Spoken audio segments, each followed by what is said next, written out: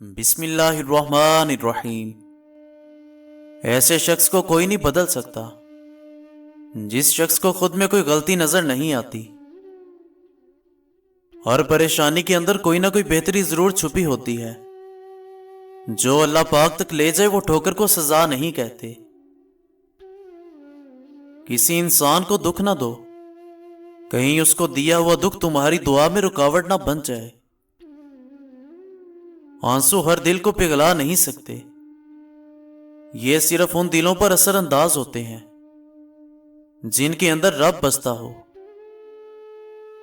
کسی انسان کو اس کا ماضی یاد دلا کر رسوا کرنے سے پہلے سوچ لو، اس کا ماضی آپ کا مستقبل بن سکتا ہے۔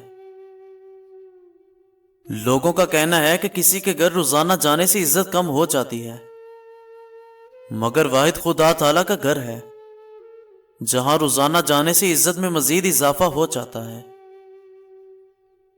آپ زندگی میں برداشت کرنا اور معاف کرنا سیکھ جاؤ، آپ کا ڈپریشن ختم ہو جائے گا۔ لوگوں کے پیچھے بھاگ کر آزما لو، آپ کو ذلیل کر کے ماریں گے، مگر خدا تعالیٰ کے پیچھے بھاگو گے تو وہ تمہیں کبھی گرنے نہیں دے گا۔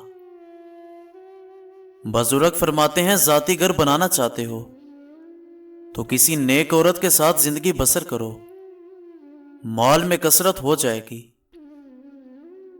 بغاوت وہ لوگ کرتے ہیں جن کو حلال و حرام کا پتہ ہوتا ہے، برے بھلے کی پہچان ہوتی ہے۔ منافق تو ہر رنگ میں سج جاتے ہیں اور ہر شکل اختیار کر لیتے ہیں۔